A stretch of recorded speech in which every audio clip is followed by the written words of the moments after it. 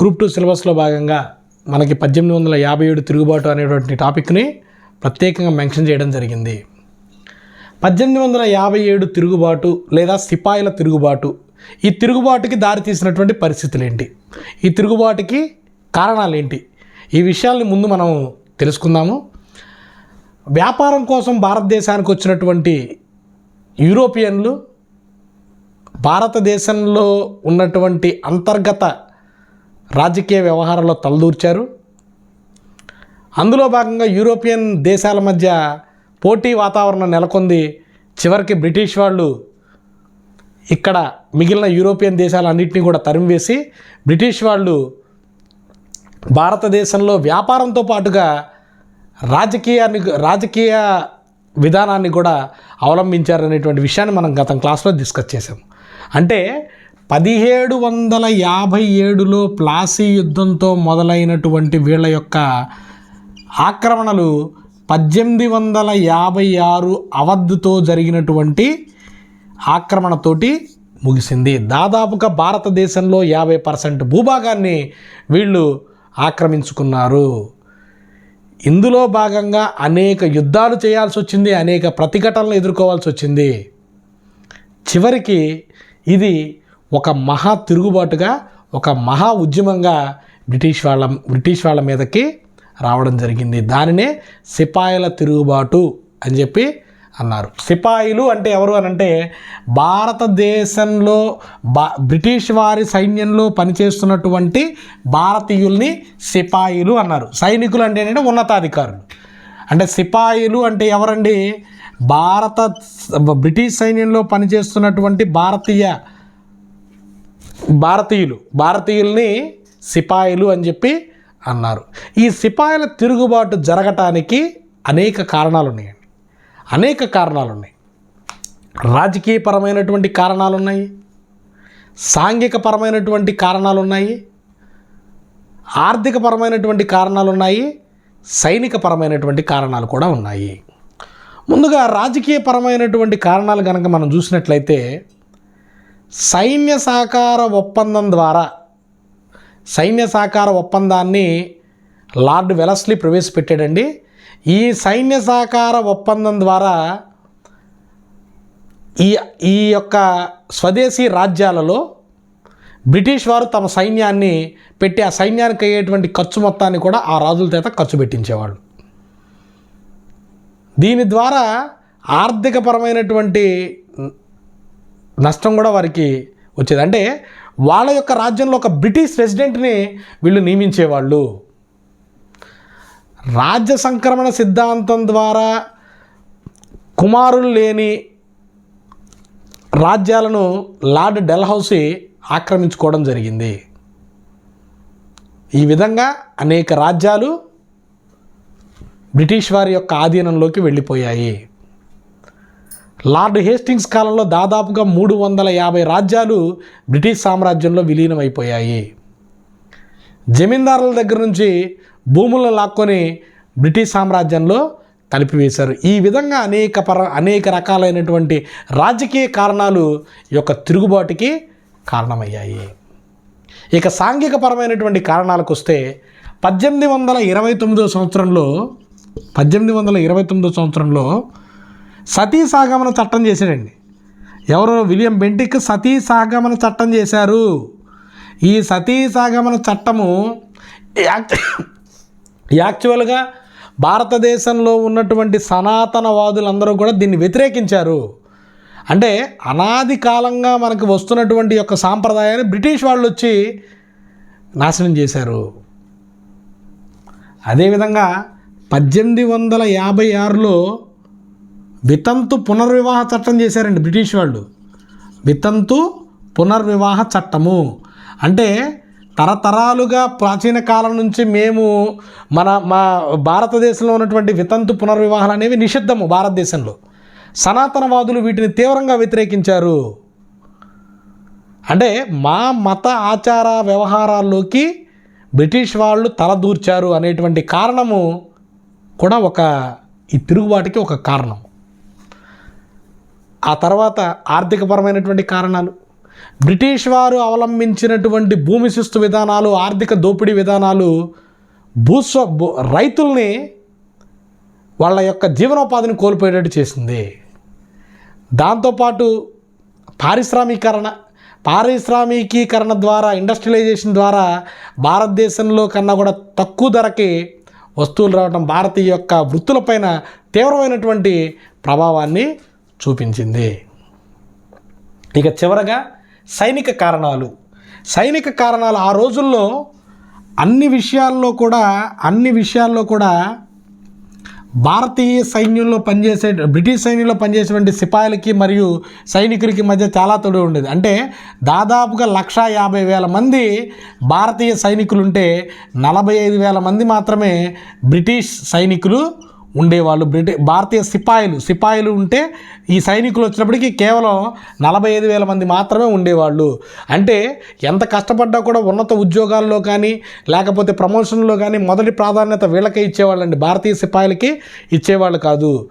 అంటే బ్రిటిష్ సైనికులకి ఇచ్చినంత ఇంపార్టెన్స్ ఈ యొక్క భారతీయ సైనికులకి ఉండేది కాదు. వాళ్ళ మీద తీవ్రమైనటువంటి వివక్షతల్ని చూపించేవాళ్ళు. దాంతోపాటు ఈ కాలంలో ఒక పుకారండి, అది నిజమన్నా తెలియదు, మొత్తానికైతే ఆవు కొవ్వు పంది కొవ్వు పూసినటువంటి ఆ కాలంలో ఎన్ఫీల్డ్ తోటాలు అనే వాటిని ప్రవేశపెట్టింది బ్రిటిష్ ప్రభుత్వం. ఆ ఎన్ఫీల్డ్ తోటాలను ఉపయోగించాలి అని అంటే ఆ తోటాన్ని నోటితో కొరికి తీయాలండి. నోటితో అలా కొరికి అట్లా తీయాలి. ఆ తోటాన్ని అట్లా తీయాలంటే ఆ తోటాలకి ఆవు కొవ్వు పంది కొవ్వు పూశారు అనేటువంటి ఒక పుకారు వ్యాపించింది. ఆవు కొవ్వు పంది కొవ్వు పూసినటువంటి తోటాలు ఇస్తున్నారు అనేటువంటి ఒక పుకారు వ్యాపించింది. ఇది ఈ తిరుగుబాటు జరగటానికి తక్షణమైనటువంటి కారణం. అంటే ఈ తిరుగుబాటు జరగటానికి ఇవి కూడా ఒక కారణాలైతే తక్షణ కారణం ఏంటంటే ఈ ఆవు కొవ్వు పంది కొవ్వు పూసినటువంటి ఎన్ఫీల్డ్ తోటాలని వాడాల్సిందిగా ఆదేశించడం జరిగింది. యాక్చువల్గా ఆవు హిందువులకి చాలా పవిత్రమైనటువంటి జంతువు. ఈ యొక్క పంది ముస్లింలకి చాలా అసహ్యకరమైనటువంటి జంతువు. వాటి కొవ్వుతో పూసినటువంటి ఈ యొక్క తోటాలని వాడాలి పూసారనేటువంటి యొక్క పుకారు దావానంలో వ్యాపించిందండి. దీంతో ఇదే తిరుగుబాటు మొదలవటానికి తక్షణమైనటువంటి కారణము. మనకి ఎగ్జామ్ పాయింట్ ఆఫ్ వ్యూలో యాక్చువల్గా అండి గ్రూప్ 1 మెయిన్స్ లాంటి వాటికైతే మనము చాలా డీటెయిల్గా ఎక్కడెక్కడ ఏమేమి జరిగింది ఇవన్నీ కూడా మనం రాయాలి. ఎందుకంటే 1857 తిరుగుబాటుని విమర్శనాత్మకంగా వివరించండి, ఇట్లాంటి ప్రశ్నలు మనకి గ్రూప్ 1లో అడగడానికి అవకాశం ఉంది. కానీ మనకి గ్రూప్ 2 ప్రిలిమినరీ ఎగ్జామ్కి వచ్చినప్పటికీ ఇక్కడ మీకు ఒకటే చెప్తాను, ఎక్కడ తిరుగుబాటు జరిగింది, ఎవరు నాయకత్వం వహించారు, ఎవరు ఈ తిరుగుబాటును అణచివేశారు, దాన్ని మాత్రమే మీరు తీసుకోండి. అంతకుమించి మనం డెప్త్కి పోవద్దు. ఎక్కడ తిరుగుబాటు జరిగింది, ఎవరు అణిచేశారు, అంతవరకే చాలు. మనకి ఎగ్జామ్ పాయింట్ ఆఫ్ వ్యూ అంతవరకు చాలు. నెక్స్ట్, ఈ 1857 తిరుగుబాటు మీరట్లో ప్రారంభమైందండి. ఫస్ట్ ఈ మీరట్లో ప్రారంభమైంది. ఎక్కడ ప్రారంభమైందంటే ముందుగా 34వ పదాతి దళం ఈ 34 అంటే కలకత్తా సమీపంలో బారక్పూర్ అనేటువంటి ఒక ఊరు ఉందండి. ఈ బారక్పూర్ ఈ కలకత్తా సమీపంలో ఉన్నటువంటి బారక్పూర్లో 34వ పదాతి దళంలో మంగల్ పాండే ఇతను మొట్టమొదటి వ్యక్తి అండి. ఈ మంగల్ పాండే అనేటువంటి ఒక సిపాయి మార్చి 29, 1857 సంవత్సరంలో మార్చి 29, 1857 సంవత్సరంలో బాగ్ అనేటువంటి ఒక అధికారిని కాల్చి చంపాడు.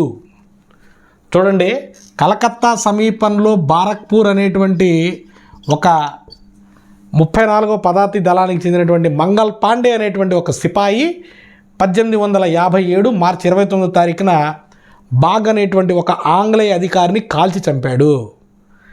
ఈ మంగల్ పాండేని అరెస్ట్ చేయమని చెప్పి ఈశ్వరీ పాండే అనే వ్యక్తికి చెప్పగా ఈ ఈశ్వరి పాండే కూడా మంగల్ పాండేని అరెస్ట్ చేయడానికి నిరాకరించాడు. దీంతో ఈ మంగల్ పాండేని ప్లస్ ఈశ్వరి పాండేని ఇద్దరిని కలిపి 1857 ఏప్రిల్ 8వ తారీఖున ఉరి తీయడం జరిగింది. ఉరి తీశారు. చూడండి, డేట్స్ కూడా మనం చాలా జాగ్రత్తగా గుర్తుపెట్టుకోవాలి. మంగల్ పాండేని ఈశ్వరి పాండేని 1857 ఏప్రిల్ 8వ తారీఖున ఇచ్చేది. రీసెంట్గా అంటే మంగల్ పాండే పైన ఒక పోస్టల్ స్టాంపును కూడా విడుదల చేసింది గవర్నమెంట్. నెక్స్ట్ మీరట్లో ఏం జరిగింది?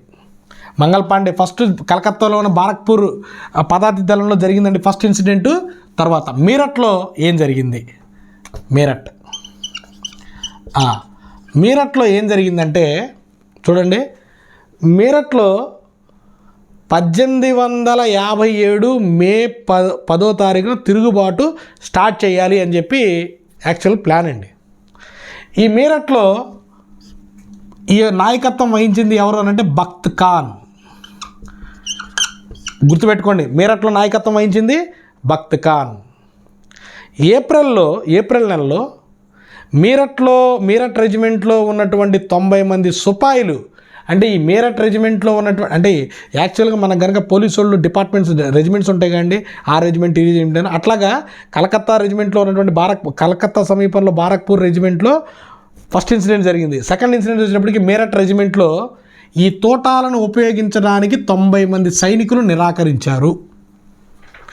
ఈ 90 మంది సైనికులను నిరాకరిస్తే ఈ 90 మంది సైనికుల్లో 85 మందిని ఉద్యోగాల్లోంచి తీసేసి 10 సంవత్సరాల పాటు వాళ్ళకి జైలు శిక్షను విధించారండి. అయితే ఈ 1857 సంవత్సరం మే 8వ తారీఖున కొంతమంది సిపాయిలు, అంటే బయట ఓన్లీ 90 మంది అంటే మిగిలిన వాళ్ళు ఉంటారు కదా బయట, ఆ బయటకు వచ్చినటువంటి సిపాయిలు కొంతమంది సంతలో కొంతమంది మహిళల చేత అవమానింపబడ్డారు. దీంతో 1857 మే 10వ తారీఖున 85 మందిని కూడా విడిపించి ఢిల్లీ వైపు పయనమయ్యి అక్కడ సైమన్ రిప్లీ అనేటువంటి అధికారిని కూడా చంపేశారండి. చంపేసేసి ఢిల్లీలో ఉన్నటువంటి బహదూర్ షాని తిరిగి తాము చక్రవర్తిగా ప్రకటించారు. అప్పటికే బహదూర్ షా చాలా చివరి స్టేజ్లో ఉన్నాడండి.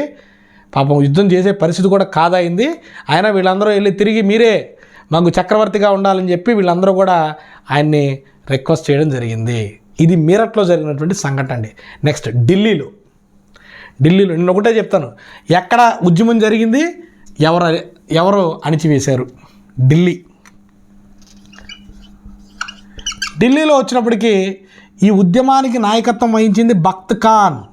ఈ బఖ్త్ ఖాన్ ఎవరంటే, ఇందాక బఖ్త్ ఖాన్ కాదు, ఈ బఖ్త్ ఖాన్ ఎవరంటే బహదూర్ షా యొక్క సేనాని, రెండవ బహదూర్ షా యొక్క సేనాని. ఈ రెండవ బహదూర్ షా యొక్క సేనాని ఈ యొక్క తిరుగుబాటుని అణచివేసింది ఎవరు అనంటే జనరల్ హడ్సన్ అనేటువంటి ఆంగ్లేయ అధికారి ఈ యొక్క తిరుగుబాటుని అణిచేశాడు. రెండవ బహదూర్ షాని మరియు జీనత్ మహల్ ఇద్దరిని కూడా 1858 సంవత్సరంలో బర్మాలో ఉన్నటువంటి రంగూన్ జైలుకి బందీగా పంపించారు. అక్కడే 1862 సంవత్సరంలో బహదూర్ షా మరణించాడు. దీంతో మొఘల్ సామ్రాజ్యం సంపూర్ణంగా అంతరించిపోయింది. బహదూర్ షా ఎప్పుడైతే రంగూన్లో మరణించాడో అప్పటికి ఈ యొక్క మొఘల్ సామ్రాజ్యం అన్నది పూర్తిగా అంతరించిపోయింది. నెక్స్ట్ కాన్పూర్లో తిరుగుబాటు చేసింది నానాసాహెబ్ అండి. ఈ నానాసాహెబ్ యొక్క అసలు పేరు దొందూ పంత్. ఇది కూడా అడుగుతారు, దొందూ పంత్. ఇతని యొక్క అసలు పేరు నానాసాహెబ్ దొందూ పంత్. ఇక్కడ ఇతను ఎవరంటే రెండవ బాజీరావు యొక్క దత్తపుత్రుడు అండి. ఈ నానాసాహెబ్ అనేవాడు రెండవ బాజీరావు యొక్క దత్తపుత్రుడు. ఈ యొక్క కాన్పూర్ తిరుగుబాటులో ప్రముఖ పాత్ర వహించిన వాళ్ళు ఎవరు అంటే తాంతియా తోపే ఒకడండి. తాంతియా తోపే ఒకడు. రెండవడు అజిముల్లా ఖాన్. ఈ తాంతియా తోపే యొక్క అసలు పేరు రామచంద్ర పాండురంగ. అది గుర్తుపెట్టుకోవాలి. ఈ తాంతియా తోపే యొక్క అసలు పేరు రామచంద్ర పాండురంగ.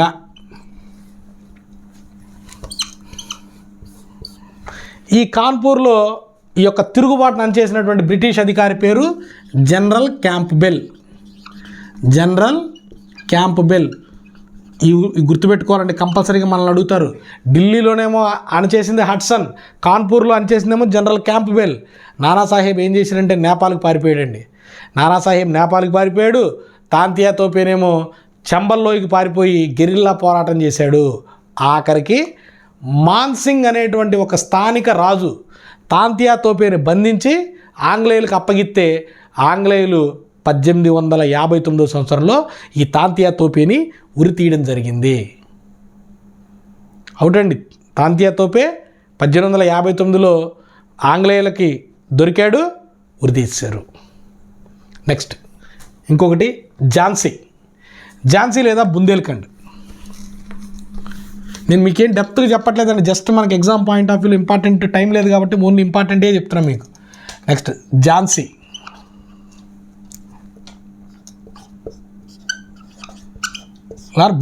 బుందేల్ఖండ్.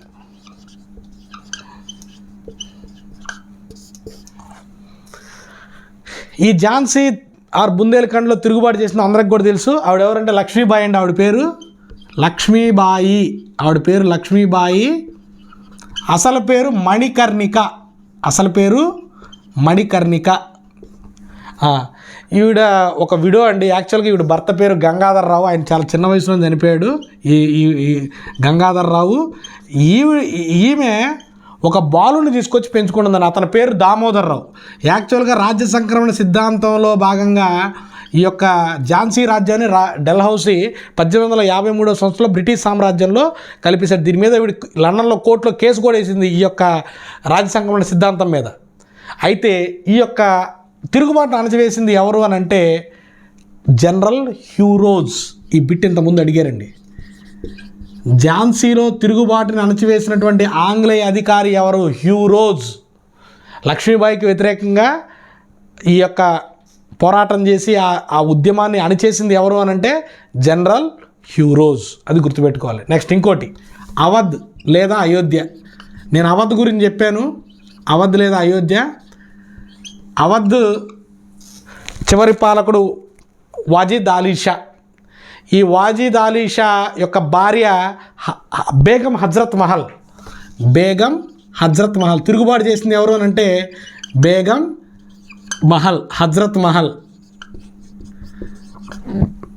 హజ్రత్ మహల్ తిరుగుబాటు చేసింది. దీన్ని అణచేసింది జనరల్ క్యాంప్బెల్ ఈ యొక్క తిరుగుబాటుని అణచేశాడు.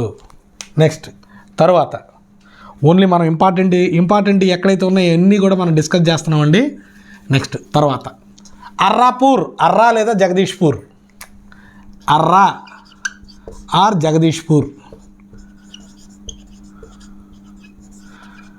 ఈ అర్రా జగదీష్పూర్లో కున్వర్ సింగ్ అనేటువంటి వాడు తిరుగుబాటు చేశాడండి. ఇతను ఒక జమీందారు. ఇక్కడ దాదాపు 70 సంవత్సరాల వృద్ధుడు కున్వర్ సింగ్ తిరుగుబాటు చేశాడు.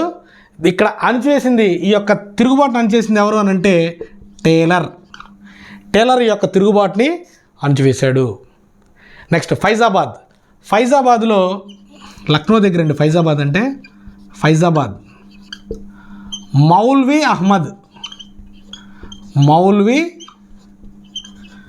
అహ్మద్ తిరుగుబాటు చేసింది మౌల్వీ అహ్మద్.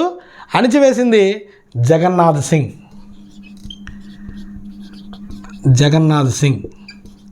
అణచివేసింది జగన్నాథ్ సింగ్. మన ఆంధ్ర తెలంగాణ ప్రాంతాల్లో ఆంధ్రాలో ఎక్కడా కూడా పెద్ద సంఘటనలు ఏమీ జరగలేదండి. ఎక్కడో కోరుకొండ సుబ్బారి కొన్ని తండా ప్రాంతాల్లో తప్ప వేరే ఎక్కడా కూడా ఏమీ జరగలేదు. అయితే హైదరాబాద్లో మాత్రం తుర్రాబాజ్ ఖాన్ అనేవాడు తిరుగుబాటు చేస్తే అతన్ని చంపేయడం జరిగింది. ఆ టైంలో అఫ్జలుద్దౌలా నిజాం నవాబు మనం ఆంధ్ర హిస్టరీలో వాళ్ళ గురించి డిస్కస్ చేద్దాము. ఇది కొన్ని ఇంపార్టెంట్ అయినటువంటి ఆ ప్లేసులు మనకి 1857 తిరుగుబాటులో జరిగినటువంటి ప్లేసులు. ఎవరు తిరుగుబాటు చేశారు, ఎక్కడ తిరుగుబాటు చేశారు, ఎవరు అని చేశారు, వాటి మీద మనకు ఖచ్చితంగా ప్రశ్న పడడానికి అవకాశం ఉంది. అయితే ఈ 1857 తిరుగుబాటు విఫలం అవడానికి కొన్ని కారణాలు ఉన్నాయండి. ఏంటి ఆ కారణాలంటే, కేంద్రీకృత నాయకత్వం లేదు. ఫస్ట్ ఎవడిష్టం వచ్చినట్టు ఆడు వెళ్ళిపోయాడు. రెండోది, క్రమశిక్షణ కలిగినటువంటి బ్రిటిష్ సైన్యం ముందు వీళ్ళు నిలబడలేకపోయారండి. రెండోది, లార్డ్ కానింగ్ బ్రేక్ వాటర్స్ అన్నాడు. ఇది చాలా ఇంపార్టెంట్. బ్రేక్ వాటర్స్ అని ఎవరన్నారంటే లార్డ్ కానింగ్ అన్నాడు. బ్రేక్ వాటర్స్ అంటే ఏంటంటే, భారతీయులు కొంతమంది బ్రిటిష్ వారికి సహాయం చేయడాన్ని బ్రేక్ వాటర్స్ అంటారు. ఇది అన్నది ఎవరంటే లార్డ్ కానింగ్, ఆనాటి గవర్నర్ జనరల్ లార్డ్ కానింగ్ అన్నాడు. అన్నిటికన్నా ముఖ్యమైన విషయం ఏంటంటే, మేధావి వర్గం ఎవరైతే మేధావులు ఉంటారో ఆ మేధావి వర్గము ఈ యొక్క తిరుగుబాటుని సపోర్ట్ చేయలేదండి. ఈ తిరుగుబాటుని వాళ్ళు సపోర్ట్ చేయలేదు. ఎందుకంటే వాళ్ళు తీసుకొచ్చినటువంటి సాంఘిక మత విధానాలు భారతదేశాన్ని ముందుకు తీసుకెళ్తాయని చెప్పి ఆ కాలంలో ఈ మేధావులు నమ్మారు. బ్రిటిష్ వారి యొక్క విద్యా విధానం వల్ల బ్రిటిష్ వారి యొక్క ఆలోచన విధానానికి అనుకూలంగా ఉన్నటువంటి భారతీయ మేధావి వర్గాన్ని తయారు చేయగలిగారు. వాళ్ళు ఈ యొక్క ఉద్యమానికి సపోర్ట్ చేయలేదు. అది కూడా ఇంకొక కారణం. నెక్స్ట్, ఈ యొక్క ఉద్యమం గురించి కొంతమంది అభిప్రాయాలు కూడా మనము తెలుసుకుంటే, జీబీ మల్లేసన్ అనేటువంటి చరిత్రకారుడు ఏం చెప్తాడంటే, ఇది ఒక మ్యూటినీ మాత్రమే, అంటే జస్ట్ ఇది ఒక పితూరి లాంటిది మాత్రమే. అంటే కింది స్థాయి ఉద్యోగులు పై స్థాయి ఉద్యోగులకి వ్యతిరేకంగా చేసినటువంటి ఒక చిన్నపాటి తిరుగుబాటు అనేటువంటి విషయాన్ని జీబీ మల్లేసన్ అంటే ఇది ఒక మ్యూటినీ, చిన్నపాటి తిరుగుబాటు, దిగువ స్థాయి ఉద్యోగులు ఉన్నత ఉద్యోగుల పైన చేసేటువంటి ఇదని చెప్పి అన్నారు. నెక్స్ట్ వచ్చినప్పటికీ టిఆర్ హాల్మస్.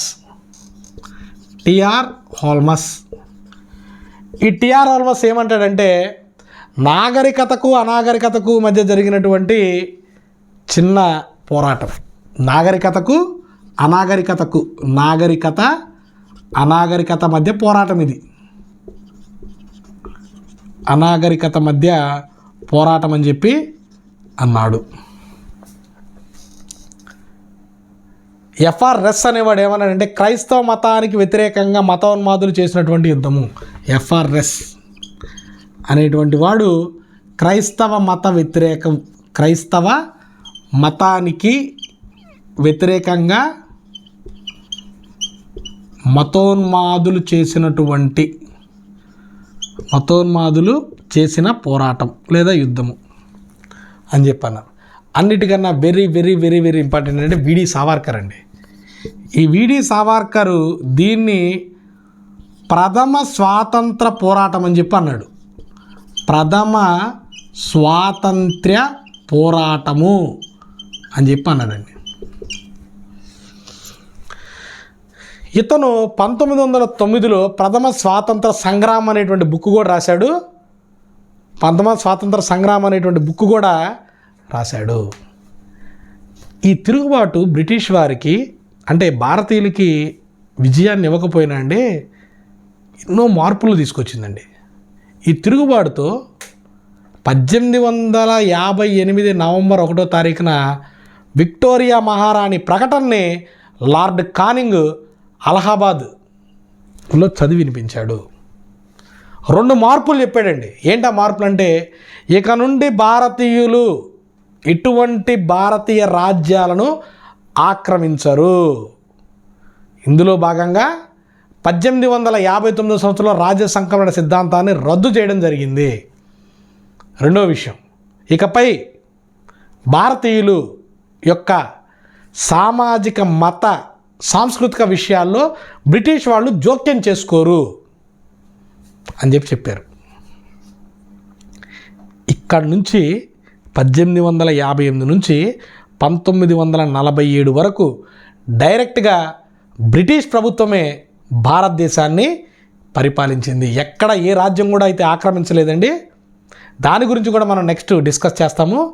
అయితే ఈ యొక్క తిరుగుబాటు ద్వారా బ్రిటిష్ వాళ్ళకి అర్థమైంది ఏంటంటే హిందూ ముస్లింల మధ్య ఒక గొప్ప అంటే వాళ్ళిద్దరి మధ్య ఒక ఐక్యత భావము ఉందనేటువంటి విషయాన్ని గుర్తించి ఇక నుండి విభజించు పాలించు అనేటువంటి ఒక కాన్సెప్ట్ని బ్రిటిష్ వాళ్ళు తీసుకొచ్చేటువంటి విధానాన్ని ప్రవేశపెట్టారు. అవి రానున్న క్లాసుల్లో ఎలా ఉన్నాయనేవి మనము తెలుసుకుంటాం. రైట్ ఫ్రెండ్స్, దీంతో మనం 1857 తిరుగుబాటు అనేటువంటి టాపిక్ను కూడా మనం డిస్కస్ చేశాము.